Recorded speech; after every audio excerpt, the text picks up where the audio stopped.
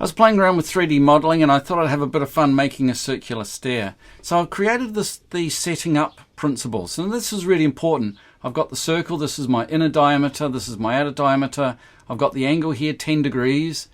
Now the setting it up is going to make it a lot quicker. If you set it up well, it'll really speed up the construction. So let's get my polygon tool, click, let's extrude that. I want that to be about 6 inch, 150 millimeters. And then I want to duplicate array this. So I've got a circular array, I want 18. Now minus 10 degrees, so it goes clockwise. I've got 150 or 6 inches. Make sure that you retain the originals. Let's leave it selected and make sure you rotate them.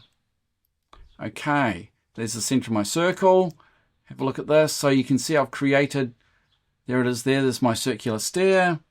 And what I want to do now is make that into an auto hybrid. And I've actually added the auto hybrid to my right mouse click this morning. So let's go create auto hybrid. Yeah, let's do that. And there it is there. Now I do need to add some classes to my auto hybrid to make it work. Now I've got some classes I use all the time. They're in my standards, so I can just import those. And now I can start to assign those to my auto hybrid. So let's start with my 2D appearance. Let's have a look here. So there's my cut plane. I've got on the cut plane, use the attribute. So it's going to give me a heavy line through there.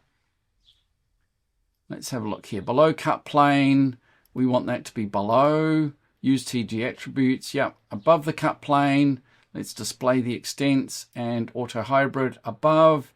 And I've already got classes set up to control the graphic strategy of that.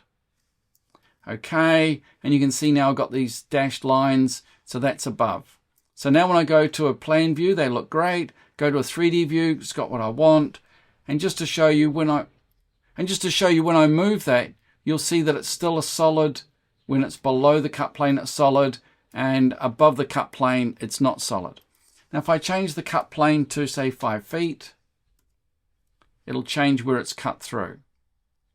We should also notice that the one that's actually cut through, let's go and turn on my, so that stair there, that tread has been cut through. So that's my height. I hope you like that. Please give me a thumbs up. It really helps other people to find it. And if you want to be notified every time I've posted a new movie, hit the subscribe button. So if you really like this, you like the way that I teach, become a member of my community. We have live sessions almost every week. Some weeks we've got 4 or 5 sessions. Join them. You get loads of information. They're all interactive. Catch you then.